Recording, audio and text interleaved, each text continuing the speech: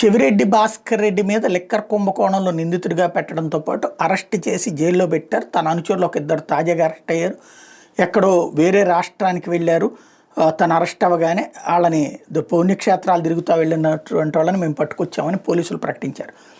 మరొక వైపు నుంచి చెవిరెడ్డితో పాటుగా అతని సహచరుణ్ణి పోలీస్ విచారణ కోసం అని చెప్పేసి మొన్న పిటిషన్ వేస్తే సిట్ వేస్తే దానికి అనుమతించింది న్యాయస్థానం. ఇవాళ పోలీస్ కస్టడీకి ఇవాళ నుంచి 3 రోజుల పాటు పోలీసులు విచారించబోతున్నారు. ఈ సందర్భంగా కస్టడీలోకి తీసుకుని సిట్ వాళ్ళు బయటికి తీసుకొస్తున్నప్పుడు, జైలు నుంచి బయటకు వస్తున్నప్పుడు మీడియా అక్కడ ఉంటుంది. ఇంతకుముందు నేను ప్రస్తావించాను, గతంలో ఉన్నటువంటి ఎవరెవరైతే నిందితులందరూ కూడా వ్యాపారస్తులు, పారిశ్రామికవేత్తలు, అధికారులు, వాళ్ళకి ఏం చేయాలో తెలియలా, అలా స్తంభించిపోయారు ప్రభుత్వం ఇట్లాంటి యాక్టివిటీ చేయగానే. అలాగే వాళ్ళు చెప్పినప్పుడు ఆ కేసులు కోర్టుల దగ్గరికి వెళ్ళి దండాలు పెట్టుకుని ఉంచున్నారు. ఇతను రాజకీయ నాయకుడు కాబట్టి ఫ్రమ్ ద బిగినింగ్ ముందు నుంచి నేను దొంగ కేసు పెట్టబోతున్నారు అంటూ బిగిన్ చేసి అఫెన్సివ్ టాక్టిక్స్ ప్లే చేశారు. ఇవాళ అక్కడ కూడా సేమ్ ప్రాక్టీస్ అనమాట.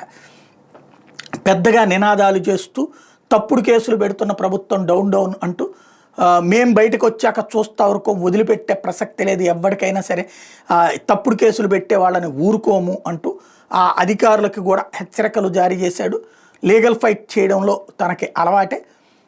ఆ విషయాన్ని గుర్తు చేస్తూ వార్నింగ్లు ఇస్తూ వెళ్ళడం అన్నటువంటిది అందరూ చూశారన్నమాట.